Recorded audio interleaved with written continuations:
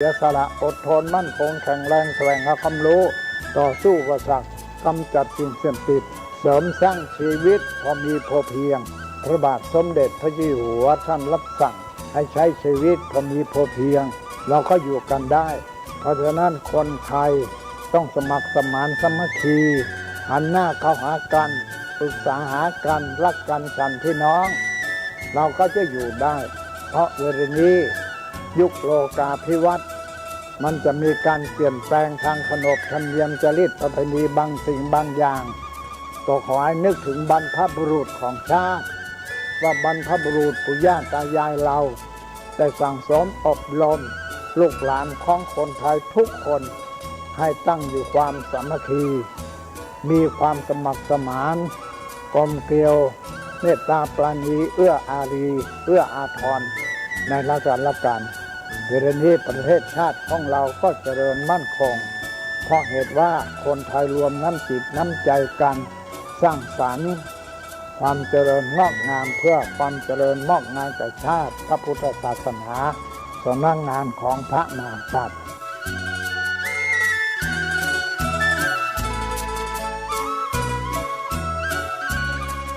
ธรรมะข้อคิดจากพระเดชพระคุณท่านเจ้าคุณพระเทพวิสุทธิคุณด้วยความปรารถนาดีจากสถานีวิทยุพระพุทธศาสนาคลื่นธรรมะเพื่อประชาชน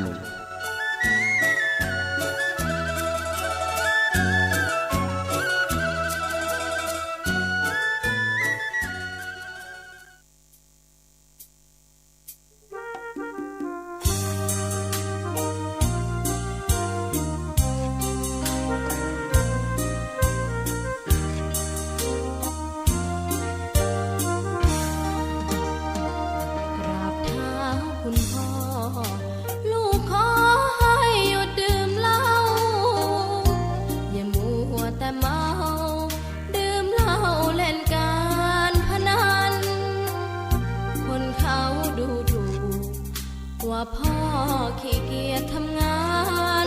ชาวบ้านรังเกียจเดียดฉันต่างประจานคุณพ่อสิ้นดีสงสารคุณแม่ลำบากแท้หาเงินมาให้ได้มาเท่าใดพ่อใช้จนหมดไม่มีขัดสนจนยากลำบากคนแค้นเต็มทีอนาคตของลูกริบหรี่ความหวังที่มีมืดมนพ่อดื่มสุราเหมือนกินน้ำตาของแม่พ่อจะฐานะเราแย่หากไม่แก้ความจนแม่เตือนพ่อด่าตบตีแม่ชอกช้ำระกำมองมนซ้ำถูกคนเขานินทากราบเท้าคุณพ่อลูกขอให้หยุดดื่มเหล้า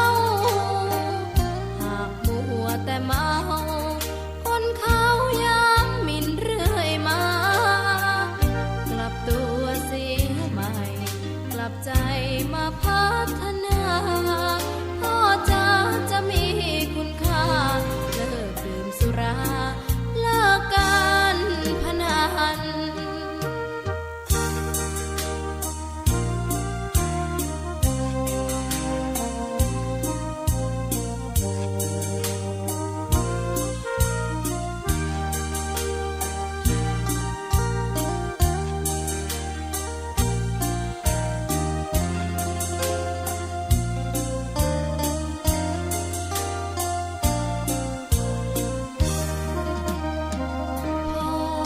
ดื่มสุราเหมือนกินน้ำตาของแม่พ่อจะฐานะเราแย่หากไม่แก้ความจนแม่เตือนพ่อด่าตบตีแม่เสียจนชอกช้ำระกำมองมนซ้ำถูกคนเขานินทากราบเท้าคุณพ่อลูกขอให้หยุดดื่มเหล้าหากมัวแต่เมาคนเขา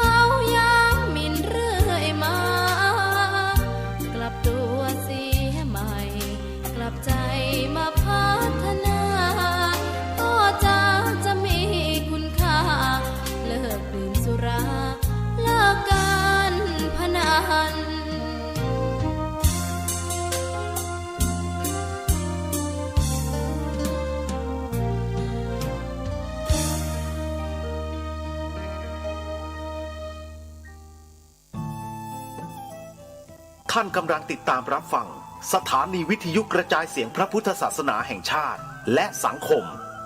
คลื่นเพื่อการศึกษาพระพุทธศาสนาและวัฒนธรรมระบบ FM 104.5 เมกะเฮิรตซ์ รายการต่อไปเป็นรายการคดีโลกคดีธรรม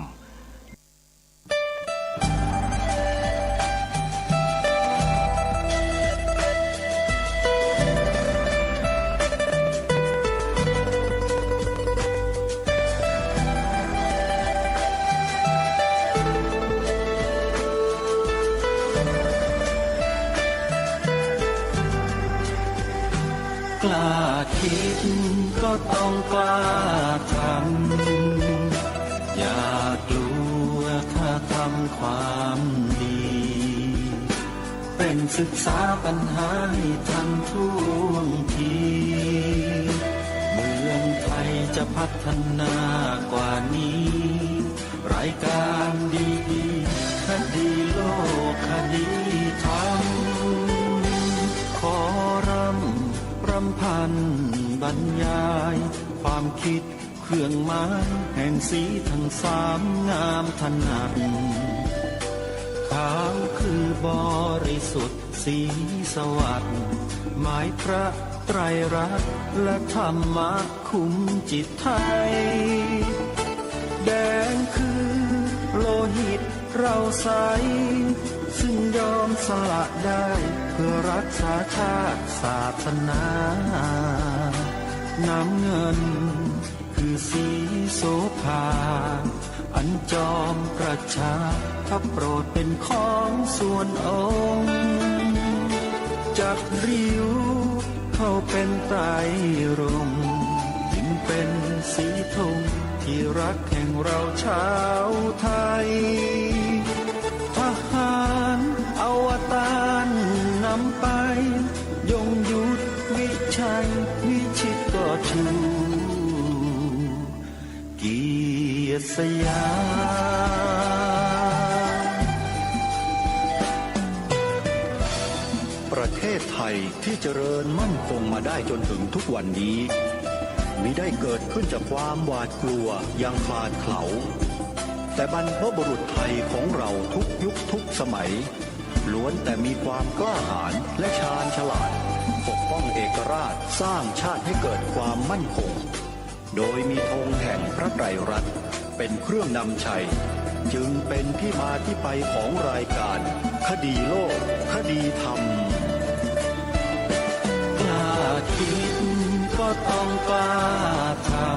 ำอย่ากลัวถ้าทำความดี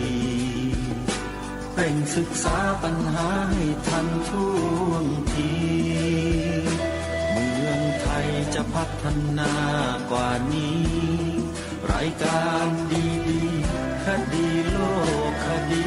ธรรมรายการดีๆคดีโลกคดีธรรม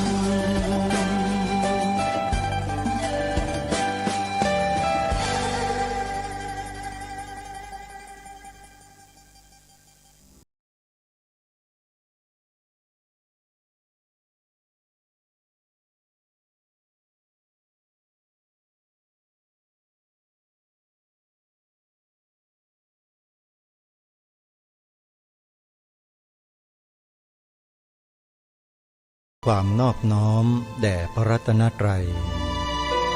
ถวายความเคารพพระมหาเถระพระเถรานุเถระทุกท่านขอความสุขความเจริญในธรรมจงบังเกิดมีแด่ท่านสาธุชนที่กำลังติดตามรับฟังรายการจากสถานีวิทยุแห่งนี้ทุกท่านขอนำท่านผู้ฟังเข้าสู่รายการ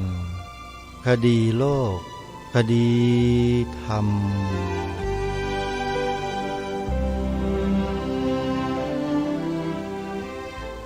พบกันวันนี้วันขึ้น14 ค่ำเดือน 8วันนี้ตรงกับวันอังคารที่12 กรกฎาคมพระพุทธศักราช 2565 รายการคดีโลกคดีธรรมมาพบกับท่านผู้ฟังเป็นปกติทุกวันจันทร์ถึงวันศุกร์และวันเสาร์อาทิตย์ทางสถานีวิทยุแห่งนี้ท่านสามารถใช้โทรศัพท์มือถือ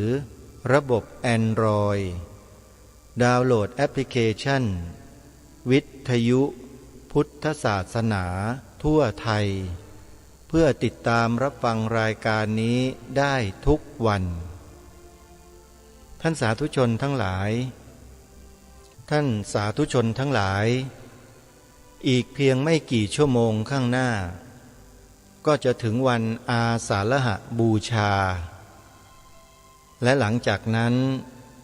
ก็จะเป็นวันเข้าพรรษาซึ่งถือว่าเป็นวันสำคัญของชาติไทยของเราตามประกาศของสำนักนายกรัฐมนตรีซึ่งมีวันสำคัญทางพระพุทธศาสนาที่มีปรากฏตามประกาศดังกล่าว4 วันซึ่งไม่ใช่เรื่องธรรมดาและไม่ใช่เรื่องเล็กๆเป็นเรื่องที่คนในชาติบ้านเมืองจะต้องให้ความสำคัญแต่เดี๋ยวเรามาดูซิว่าคนในบ้านเมืองไทยของเราให้ความสำคัญกับวันสำคัญที่ตามประกาศนี้หรือไม่ท่านสาธุชนทั้งหลายวันนี้จะเน้นสาระวันอาสาฬหบูชาให้มากที่สุดเพื่อให้พวกเราได้ร่วมรู้ด้วยกันว่าการมีวันอาสาฬหบูชาเป็นวันสำคัญของชาติขึ้นมาได้นี้เป็นขึ้นมาได้เพราะอะไรใครเป็นผู้คิดให้มีวันอาสาฬหบูชาและมีการบูชาเนื่องในวันนี้เหมือนกับวันวิสาขบูชาและวันมาฆบูชาวันวิสาขบูชาเราทราบแล้วว่าผู้ที่กำหนดให้มีการบูชาในวันวิสาขบูชาก็คือองค์พระบาทสมเด็จพระพุทธเลิศล่านภาลัยรัชกาลที่2แห่งกรุงรัตนโกสินทร์นั่นเองทรงมีประกาศเป็นพระบรมราชโองการให้รื้อฟื้นวิสาขบูชาขึ้นมาแล้วให้ข้าราชการมหาอามาตย์ราชมนตรีประชาชนทั่วไปได้ปฏิบัติบูชาในวันดังกล่าววันมาฆบูชา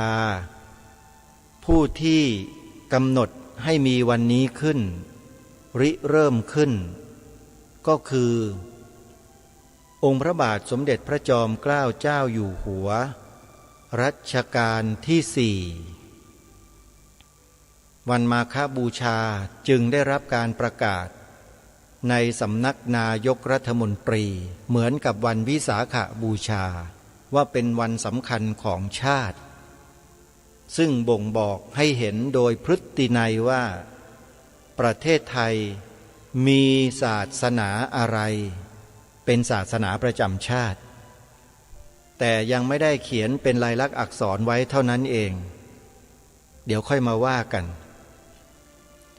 ส่วนวันอาสาฬหบูชาใครเป็นผู้เสนอให้มีวันนี้เป็นวันสำคัญทางพระพุทธศาสนาตรงนี้แหละเดี๋ยวทางรายการจะได้หยิบยกข้อมูลเหล่านั้นมาเผยแพร่ให้พวกเราชาวพุทธได้ชื่นชมยินดีและร่วมอนุโมทนากับท่านด้วยแต่ก่อนอื่นเรามาทำความรู้จักกับวันอาสาฬหบูชากันก่อนว่าเป็นวันสำคัญที่เกี่ยวกับอะไรเพื่อให้พวกเราจะได้ไม่ลืมวันสำคัญดังกล่าวจำเป็นเราจะต้องรู้ที่มาที่ไปในเบื้องต้นกันก่อนวันอาสาฬหบูชานั้นเป็นวันสำคัญทางพระพุทธศาสนา ที่มีมาแต่ครั้งสมัยพุทธกาลปรารภเหตุที่เกิดขึ้นในสมัยนั้น4 ประการซึ่งจะได้นำบทความมาอ่านให้แก่พวกเราได้ฟังกันไปโดยลำดับวันอาสาฬหบูชาตรงกับวันเพ็ญเดือน8ก่อนปุริมพรรษาคือวันปุริมพรรษาคือเริ่มต้นการเข้าพรรษานั้นตรงกับวันแรม1 ค่ำเดือน8โดยในปีนี้ตรงกับวันพุธที่13 กรกฎาคมพระพุทธศักราช 2565 ก็คือวันพรุ่งนี้แล้ว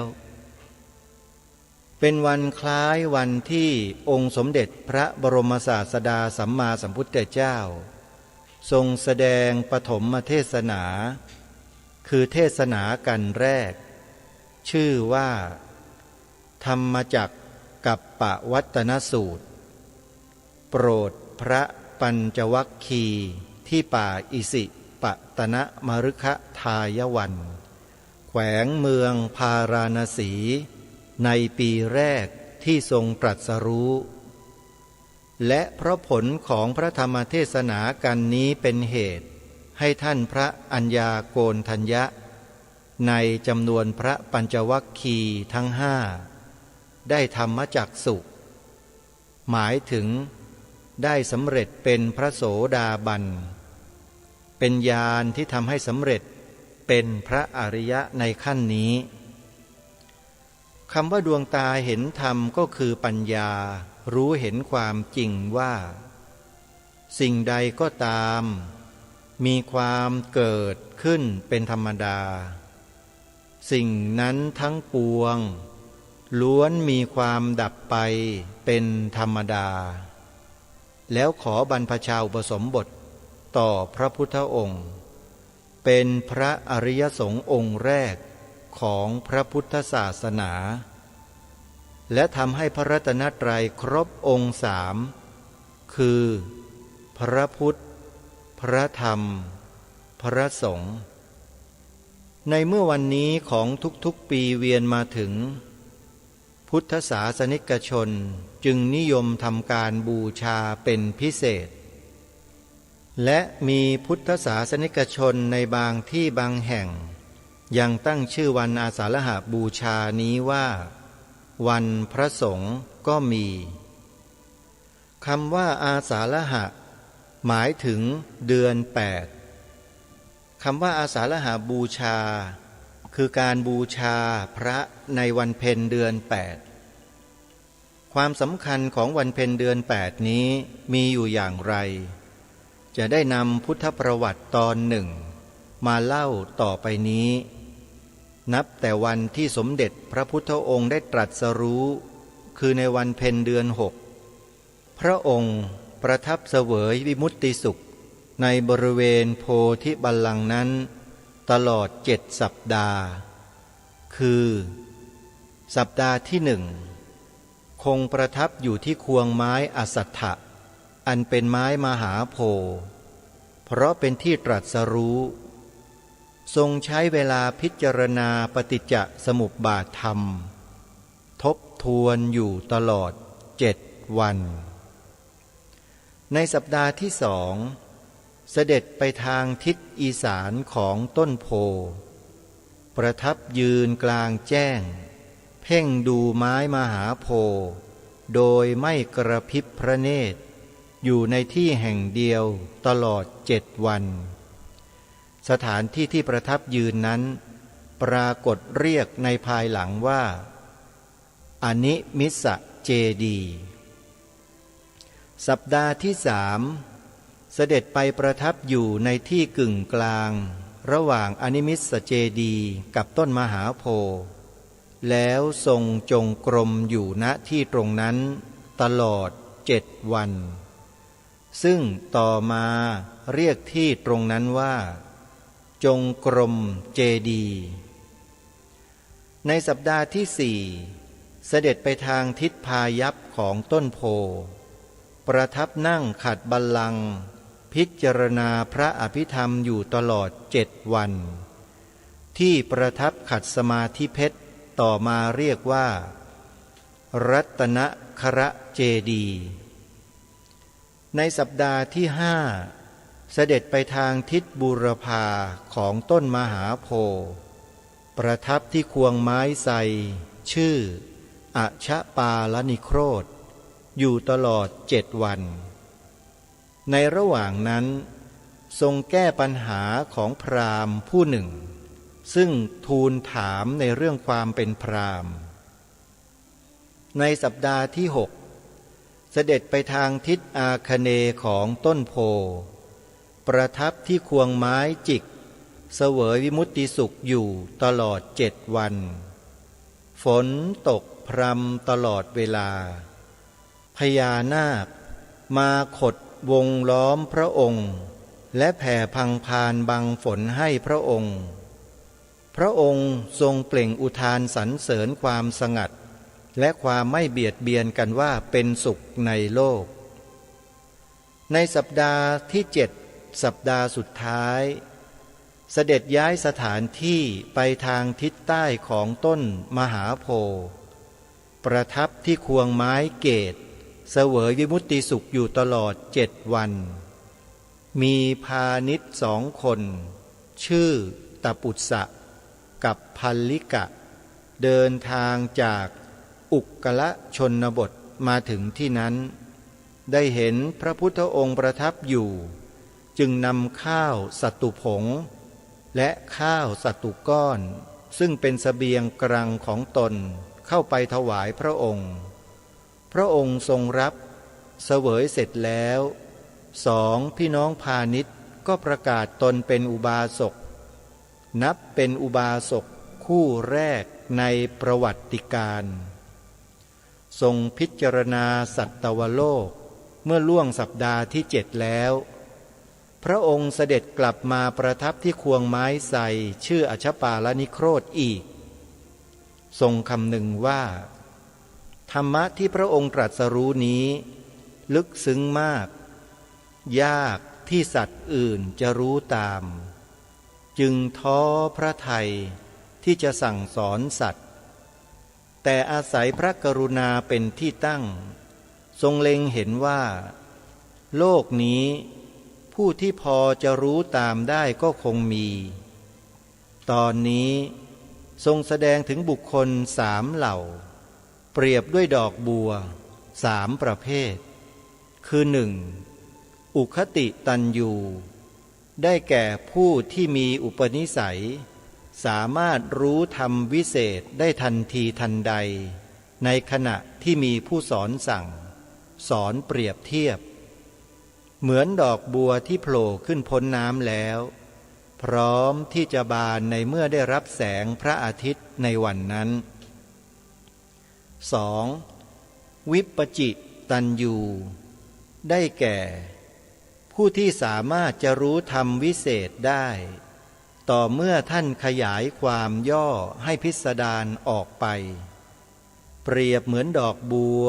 ที่ตั้งอยู่เสมอระดับน้ำจักบานในวันรุ่งขึ้น 3. เนยะได้แก่ผู้ที่ภาคเพียรพยายามฟังคิดถามท่องอยู่เสมอไม่ทอดทิ้งจึงได้รู้ธรรมวิเศษเปรียบเหมือนดอกบัวที่ยังไม่โผล่ขึ้นจากน้ำได้รับการหล่อเลี้ยงจากน้ำแต่จะโผล่แล้วบานขึ้นในวันต่อไปและในอัตถกถาจารย์ได้เปรียบบุคคลอีกประเภทหนึ่งเป็นประเภทที่4คือปทะปรมะได้แก่ผู้ที่แม้ฟังคิดถามท่องแล้วก็ไม่สามารถรู้ธรรมวิเศษได้เปรียบเหมือนดอกบัวที่อยู่ใต้น้ำติดกับเปลือกตมรังแต่จะเป็นภักษาหารแห่งปลาและเต่าเมื่อเล็งเห็นเหตุนี้จึงทรงตกพระทัยจะสอนทรงนึกถึงผู้ที่ควรโปรดก่อน คืออาราระดาบทกับอุทกดาบทท่านเหล่านี้ก็หาบุญไม่เสียแล้วจะมีอยู่ก็แต่ปัญจวัคคีย์ทั้งห้าจึงทรงตัดสินพระทัยว่าควรไปโปรดปัญจวัคคีย์ก่อนแล้วจึงเสด็จออกเดินไปจากควงไม้ใส่นั้นมุ่งพระพักตร์เสด็จไปยังป่าอิสิปตนมฤคทายวันแขวงเมืองพาราณสี การที่เสด็จเดินทางจากตำบลพระศรีมหาโพธิ์จนกระทั่งถึงกรุงพาราณสีเช่นนี้แสดงให้เห็นว่าเพราะวิริยะอุตสาหะอันแรงกล้าเป็นการตั้งพระทัยแน่วแน่ที่จะประทานปฐมเทศนาแก่ปัญจวัคคีย์เป็นพวกแรกอย่างแท้จริงหนทางระหว่างตำบลพระศรีมหาโพธิ์ถึงพาราณสีนั้นในปัจจุบันถ้าไปทางรถไฟก็เป็นเวลา7 ถึง 8 ชั่วโมงการเสด็จดำเนินด้วยพระบาทเปล่าอาจใช้เวลาตั้งหลายวันแต่ปรากฏว่าพอตอนเย็นขึ้น15 ค่ำเดือนอาสาฬหะนั้นเองพระพุทธองค์ก็เสด็จถึงป่าอิสิปตนมฤคทายวันแขวงเมืองพาราณสีอันเป็นที่อยู่แห่งปัญจวัคคีย์พอเสด็จเข้าราวป่าพวกปัญจวัคคีย์นั้นได้เห็นจึงนัดหมายกันว่าจะไม่ไหว้ไม่ลุกรับและไม่รับบาตรจีวรจะตั้งไว้ให้เพียงอาสนะเท่านั้นเพราะเข้าใจว่าพระองค์กลายเป็นคนมีความมักมากหมดความเพียรเสียแล้วพอพระองค์เสด็จถึงต่างก็พูดกับพระองค์โดยไม่เคารพพระองค์พระองค์ตรัสห้ามและทรงบอกว่าพระองค์ตรัสรู้แล้วจะแสดงธรรมสั่งสอนให้ฟังพราหมณ์ทั้งห้าก็พากันคัดค้านลำเลิกด้วยถ้อยคำต่างๆที่สุดพระองค์จึงทรงแจงเตือนให้รำลึกว่าพระองค์เคยกล่าวเช่นนี้มาในหนหลังบ้างหรือไม่พราหมณ์ทั้งห้าเมื่อระลึกได้ต่างก็สงบตั้งใจฟังธรรมในทันที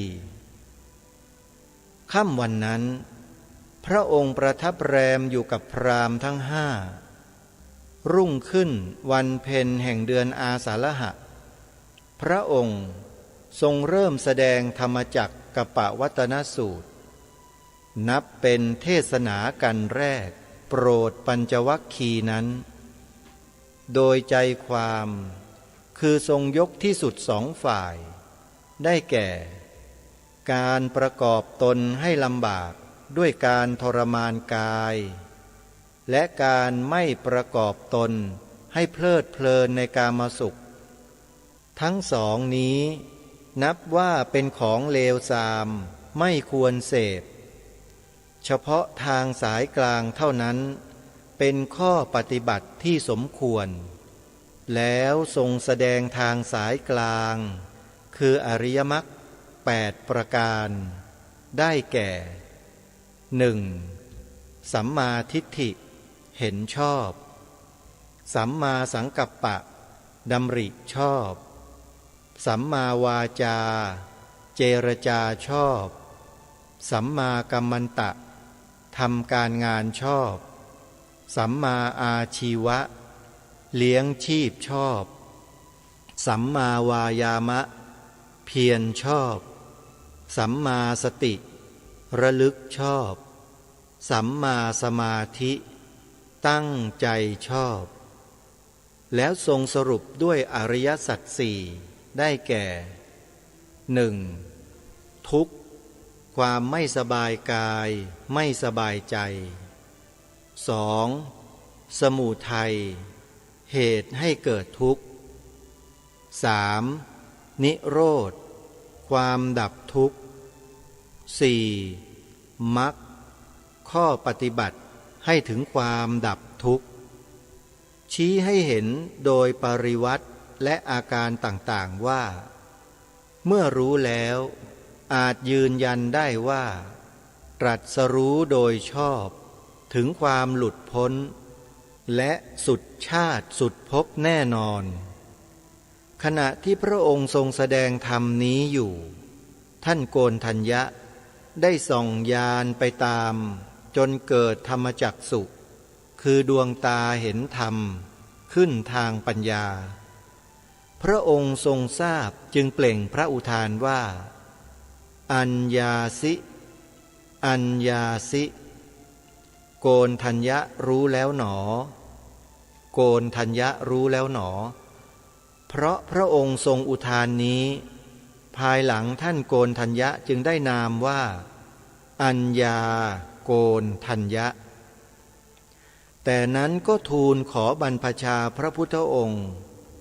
พระพุทธองค์ประทานอนุญาตด้วยเอหิภิกขุอุปสัมปทานับเป็นพระสงฆ์องค์แรกในพระศาสนาที่บวชตามพระพุทธองค์ตามพุทธประวัติที่เล่ามานี้จะเห็นว่าวันอาสาฬหบูชามีความสำคัญดังนี้คือ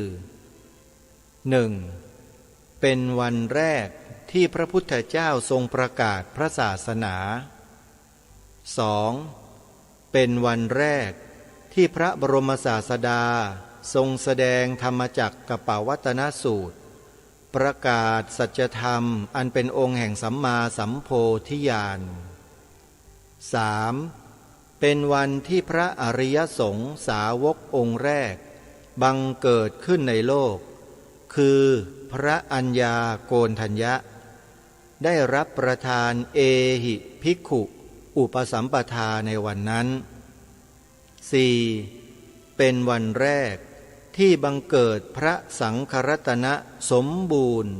เป็นพระรัตนตรัยคือพระพุทธรัตนะพระธรรมรัตนะพระสังฆรัตนะและนี่ก็เป็นประวัติความเป็นมาในครั้งพุทธกาลซึ่งเราถือว่าเป็นวันอาสาฬหบูชาเพราะฉะนั้นในวันอาสาฬหบูชานี้ประเทศไทยของเราเป็นเพียงประเทศเดียวในโลกที่มีการประกอบพิธีที่สำคัญนี้เป็นกิจจลักษณะวัดวาอารามต่างๆก็ดีหน่วยราชการต่างๆก็ดีต่างก็แสดงออกถึงความเคารพเทิดทูนบูชาแด่องค์สมเด็จพระบรมศาสดาสัมมาสัมพุทธเจ้าด้วยจิตเลื่อมใสด้วยใจศรัทธาด้วยสัมมาคารวะประเทศไทยเราจึงมีประกาศของสำนักนายกรัฐมนตรีให้ประดับธงชาติคู่กับธงธรรมจักรในหน่วยราชการต่างๆและสถานที่ต่างๆเพื่อเป็นการแสดงความเคารพบูชาแด่วันอาสาฬหบูชาในวันนั้นทีนี้รายการคดีโลกคดีธรรมก็ต้องขอตั้งคำถามไปยังหน่วยราชการทั้งหลายทั้งปวงในประเทศนี้ว่ามีสำนึกในข้อนี้กันอยู่หรือไม่อาตมาภาพอยากให้พุทธบริษัทของเราเนี่ยช่วยกันเป็นปากเป็นเสียง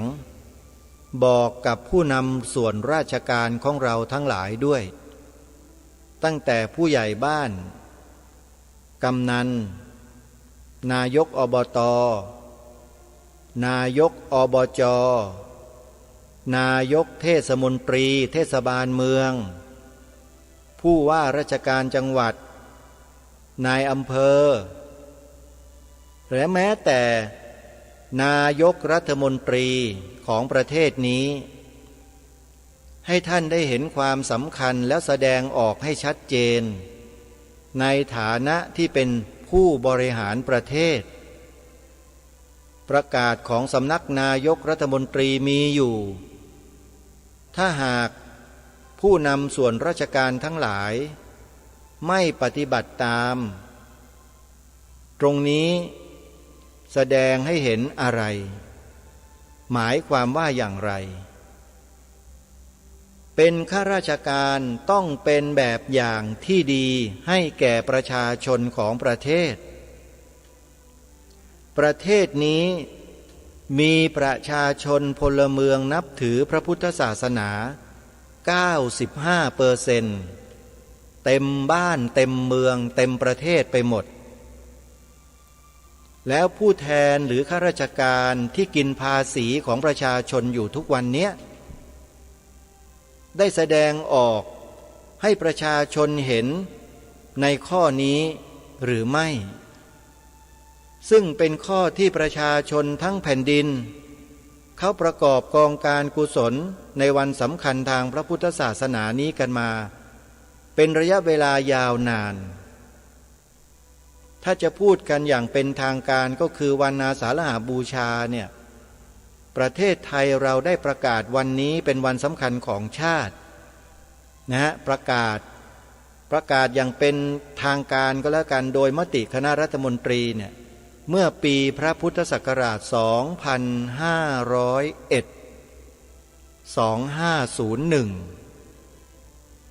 มีที่มาที่ไปที่อาตมาภาพได้ทิ้งคำถามไว้ตอนต้นรายการไงว่าสำหรับวันอาสาฬหบูชาในประเทศไทยนี้ใครเป็นผู้ก่อกำเนิดเกิดให้มีวันนี้ขึ้นในประเทศไทยวันวิสาขบูชาเรารู้แล้วคือองค์พระบาทสมเด็จพระพุทธเลิศล่านภาลัยรัชกาลที่สองวันมาฆบูชาเรารู้แล้วคือองค์พระบาทสมเด็จพระจอมเกล้าเจ้าอยู่หัวรัชกาลที่สี่แต่วันอาสาฬหบูชาเนี่ยคนไทยหรือชาวพุทธในประเทศไทยแม้แต่พระสงฆ์เรายังไม่รู้ก็เยอะวันนี้รายการคดีโลกคดีธรรมจะนำรายละเอียดเกี่ยวกับการเสนอให้วันอาสาฬหบูชานี้เป็นวันสำคัญของชาติโดยบุคคลท่านนี้และบุคคลท่านนี้นั้นเป็นบุคคลที่อาตมาภาพได้มีโอกาสอุปัฏวัฏฐากท่านสมัยเป็นเด็กวัดญาติโยมสาธุชนทั้งหลายพูดก็พูดเถอะความภาคภูมิใจในฐานะที่เป็นลูกศิษย์ที่ได้อุปัฏวัฏฐากท่านมันเป็นความภาคภูมิใจที่ติดกับชีวิตนี้ไปตลอดไม่มีวันเลือนลางหายไปไหนเลยและเมื่อมีโอกาสก็จะได้ประกาศคุณความดีของท่านในฐานะที่เป็นพ่อแม่ครูบาอาจารย์สายวิชาการที่มีความเชี่ยวชาญชำนาญเฉพาะจนกระทั่งได้รับพระราชทานรางวัลหลายรางวัลเกี่ยวกับการแต่งหนังสือทางพระพุทธศาสนาซึ่งอาตมาภาพก็จะได้นำประวัติผลงานของท่านเท่าที่มีปรากฏอยู่ในมือขณะนี้เนี่ยมาอ่านให้พวกเราได้สดับรับฟังกันดังต่อไปนี้บุคคลผู้เสนอวันอาสาฬหบูชาจนกระทั่งรัฐบาลก็ดีคณะสงฆ์ที่เรียกว่าคณะสังฆมนตรีในสมัยนั้นก็ดีมีมติรับรองบุคคลนั้นก็คือพระเดชพระคุณท่านเจ้าคุณพระพิมลธรรมชอบอนุจารีมหาเถระราชบัณฑิตซึ่งเป็นพระเถระผู้ใหญ่ที่ในวงการพระพุทธศาสนาในเมืองไทยนั้นให้การยอมรับเพราะท่านเป็นพระสงฆ์พระมหาเถระที่มีคุณูปการต่อแวดวงพระพุทธศาสนามากมายเหลือเกินอาตมาภาพในฐานะที่มีส่วนหนึ่งของชีวิต ได้เข้าไปรับใช้อุปัฏฐัตถากท่านเป็นลูกศิษย์ก้นกุฏิตัวเล็กที่สุดในยุคนั้นขอบอกได้เลยว่าพระเดชพระคุณหลวงพ่อเจ้าคุณพระพิมลธรรมชอบอนุจารีมหาเถระราชบัณฑิตรูปนี้เนี่ยเป็นที่เกรงขามของพระสงฆ์สามเณรในสังฆมณฑลมากนะโยมนะในฐานะที่ท่านเป็นพระสงฆ์ที่เข้าถึงได้จิตใจงดงามมีเมตตาและอาตมาภาพนั้นได้มีโอกาสรับใช้ถวายอุปัฏฐัตถากท่านระยะหนึ่งมีความภาคภูมิใจมากที่ได้มีส่วนในการรับใช้ใกล้ชิดพระเดชพระคุณท่านในช่วงหนึ่งของชีวิตและวันนี้ได้มีโอกาสมาประกาศคุณงามความดีและผลงานของท่านในเรื่องนี้ซึ่งจะได้นำมาอ่านให้ท่านสาธุชนได้ฟังตามเอกสารที่มีอยู่คือหนังสือ100 ปีชาตการ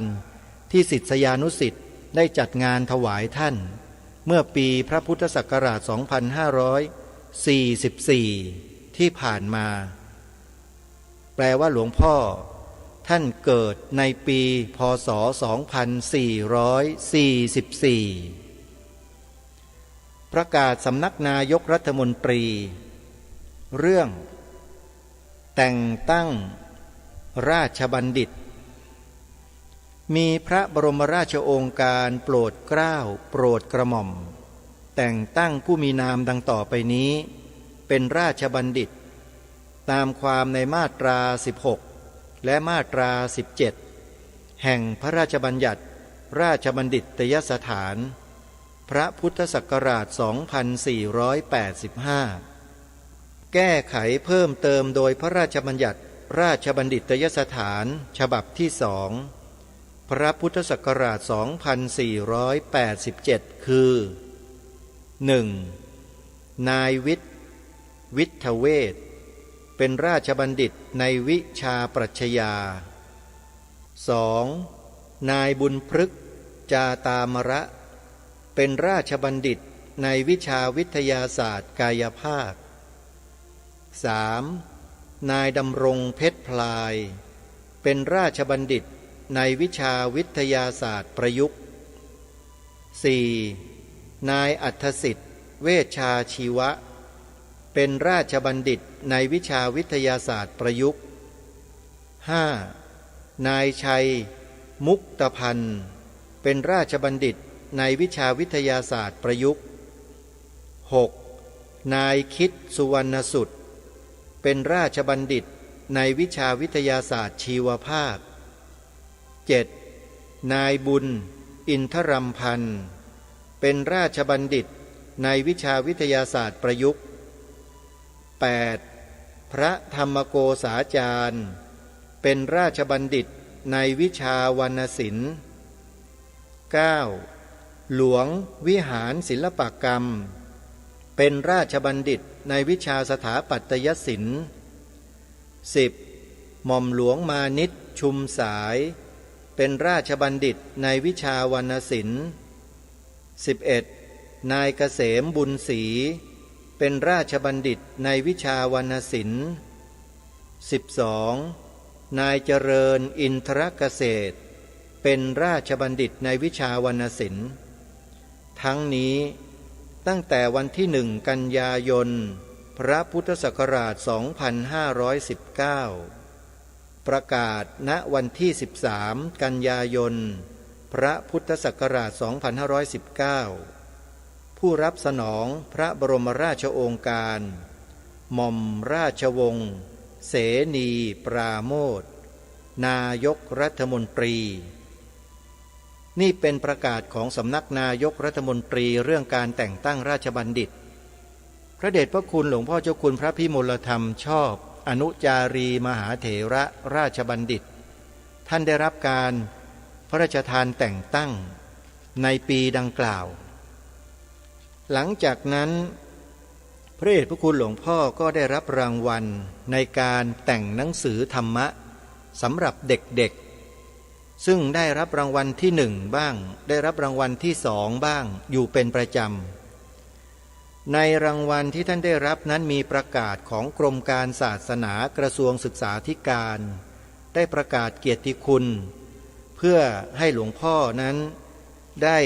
รับการประกาศอย่างเป็นทางการโดยหนังสือดังกล่าวได้ประกาศไว้อย่างนี้ว่ากรมการศาสนากระทรวงศึกษาธิการให้ประกาศเกียรติคุณนบัตรฉบับนี้เพื่อแสดงว่า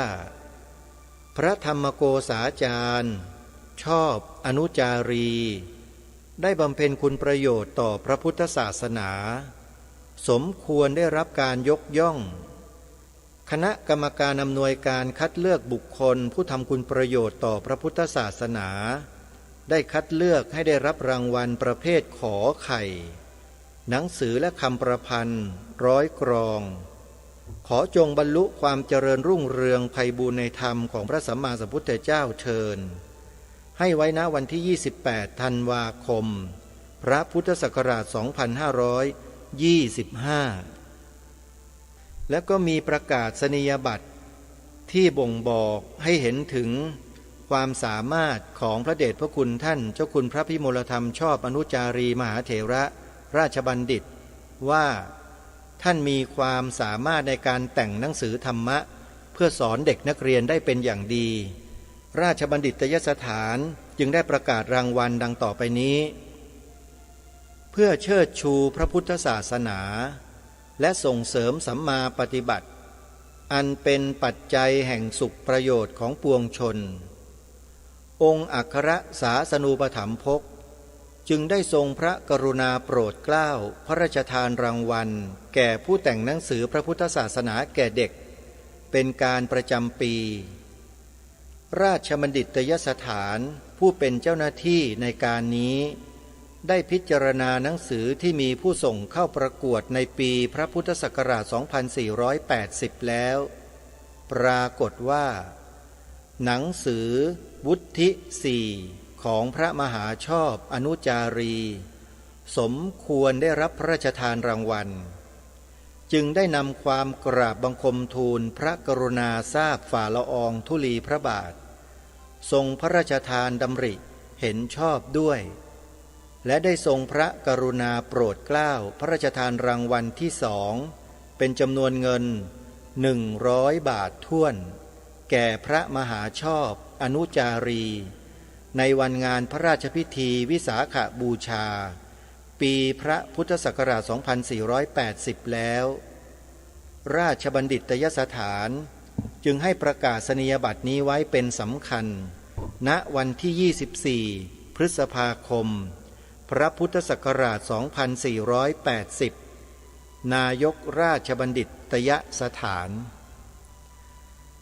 นี่เป็นเพียงส่วนหนึ่งของรางวัลที่ส่วนราชการสำคัญและพระมหากรุณาธิคุณขององค์พระประมุขของแผ่นดินได้พระราชทานแก่พระเดชพระคุณท่านในฐานะที่ทรงมีความสามารถในการแต่งหนังสือธรรมะให้แก่เด็กจะเห็นได้ว่าท่านสาธุชนทั้งหลายว่าพระเดชพระคุณหลวงพ่อรูปนี้เนี่ยท่านเป็นพระสงฆ์ที่มีความเพียรมีความวิริยะอุตสาหะในการศึกษาค้นคว้าพระธรรมคำสั่งสอนขององค์สมเด็จพระสัมมาสัมพุทธเจ้าอย่างมากและท่านก็สามารถที่จะสร้างสรรค์ผลงานในลักษณะดังกล่าวเนี่ยให้เกิดเป็นประโยชน์ต่อประเทศชาติต่อพระพุทธศาสนาอย่างมากองค์พระมหากษัตริย์เมื่อได้ทรงพิจารณาเห็นควรจึงได้รับพระราชทานรางวัลดังกล่าวนี้แด่ท่านนี่คือผลงานในเบื้องต้นที่นำมาถ่ายทอดให้กับสาธุชนได้ทราบได้เห็นได้รู้ในช่วงแห่งวันอาสาฬหบูชาที่จะมาถึงและท่านนั่นเองเป็นบุคคลที่เสนอให้มีการกำหนดวันอาสาฬหบูชาขึ้นในประเทศไทยของเราเดี๋ยวรายละเอียดจะนำมาอ่านให้พวกเราได้ฟังกันในวันพรุ่งนี้ ซึ่งเป็นวันอาสาฬหบูชาเดี๋ยวเราคอยมาติดตามรับฟังขั้นตอนต่างๆที่ท่านได้ทำแล้วเสนอไปตามขั้นตอนตามลำดับจนกระทั่งออกเป็นมติคณะรัฐมนตรีจนกระทั่งประกาศในราชกิจจานุเบกษามาจนถึงวันนี้นี่คือบุคคลสำคัญของประเทศท่านสาธุชนทำไมล่ะ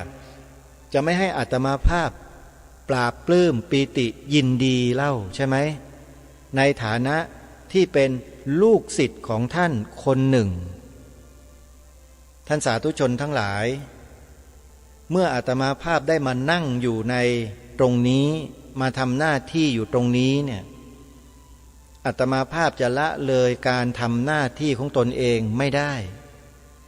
เมื่อมีหน้าที่เป็นอะไรแล้วก็ต้องทำหน้าที่นั้นให้ดีที่สุดให้ถึงที่สุด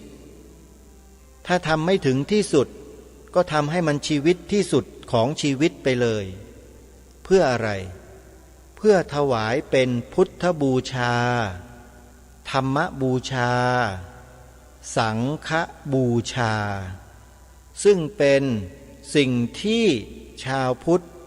ควรบูชาสูงสุดกล่าวคือพระรัตนตรัยนั่นเองบรรพชนไทยจึงได้กำหนดสีขาวในธงชาติไทยเอาไว้ว่าหมายถึงพระรัตนตรัยนั่นก็คือพระพุทธศาสนาเท่านั้นตามที่รายการคดีโลกคดีธรรมนำมาปรารภอยู่เสมอนั่นเองแล้วก็ชวนให้พวกเราคนไทยทุกคนเนี่ยแปลความหมายสีขาวให้เหมือนกันทั้งบ้านทั้งเมืองอย่าให้ใครมาบิดเบือนเปลี่ยนแปลงเป็นอันขาดสีขาวในธงชาติไทยหมายถึงพระพุทธศาสนาเท่านั้นวันนี้เวลารายการหมดลงแล้วอาตมาภาพต้องขอสมมุติยุติรายการไว้แต่เพียงเท่านี้ไว้พบกันใหม่ในวันพรุ่งนี้วันอาสาฬหบูชาขอความสุขความสวัสดีในธรรมแห่งองค์สมเด็จพระบรมศาสดาสัมมาสัมพุทธเจ้าจงปรากฏเกิดมีขึ้นในจิตใจของท่านผู้ฟังทุกท่านทุกคนเทินขอเจริญพรกล้าคิดก็ต้องกล้าทำอย่ากลัวถ้าทำความดีเป็นศึกษาปัญหาให้ทันท่วงทีเมืองไทยจะพัฒนากว่านี้รายการดีๆคดีโลกคดีธรรมขอรำพันบรรยายความคิดเครื่องหมายแห่งสีทั้งสามงามถนัดขาวคือบริสุทธิ์สีสวัสดิ์หมายพระไตรรัตน์และธรรมะคุ้มจิตไทยแดงคือโลหิตเราใสซึ่งยอมสละได้เพื่อรักษาชาติศาสนาน้ำเงินคือสีโสภาอันจอมประชาพระโปรดเป็นของส่วนองค์จับริ้วเข้าเป็นไตรรงค์จึงเป็นสีธงที่รักแห่งเราชาวไทยทหารอวตารนำไปยงยุทธวิชัยวิชิตก็ชูเกียรติสยามประเทศไทยที่เจริญมั่นคงมาได้จนถึงทุกวันนี้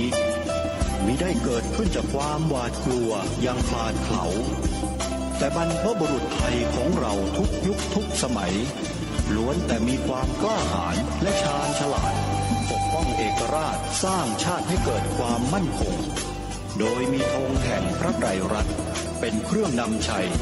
จึงเป็นที่มาที่ไปของรายการคดีโลกคดีธรรม ท้องฟ้าทำ